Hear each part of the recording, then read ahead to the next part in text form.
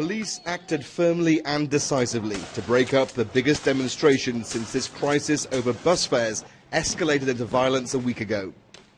They are the worst protests in 30 years, since the end of the dictatorship. And still there's been no word from the president, who's been holding emergency meetings today.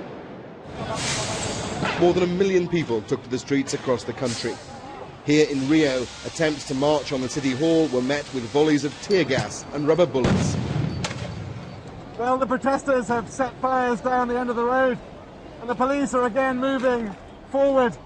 They've been steadily inching their way down, firing tear gas in front of them, firing rubber bullets and other explosives to try and keep the protesters at bay. Today, there was a lot of cleaning up to do. There'll be no World Cup, this graffiti reads, but FIFA says there are no plans to cancel this week's Confederation Cup, let alone next year's main event. Nathan Pedroso was injured last night as he tried to escape police tear gas in what he said was a peaceful protest. He wants change. The Brazilian people have been waiting for an opportunity for their voices to be heard for such a long time. And like I said, there are many reasons. The protest has united Brazilians across the social spectrum.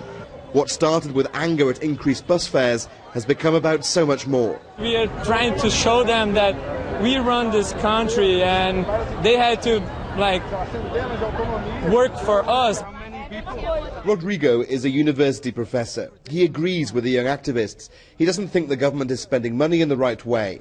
The movement mixes together the new middle class, the upper middle class and the poor, he told me. We all want more. We want our rights, we want our voices to be heard, we want a fair and transparent government. This was not the image Brazil wanted the world to see. And even though some social media pages have been taken down, more demonstrations are being planned as the government and the people decide where this mass movement goes next. Alistair Leith, BBC News, Rio de Janeiro.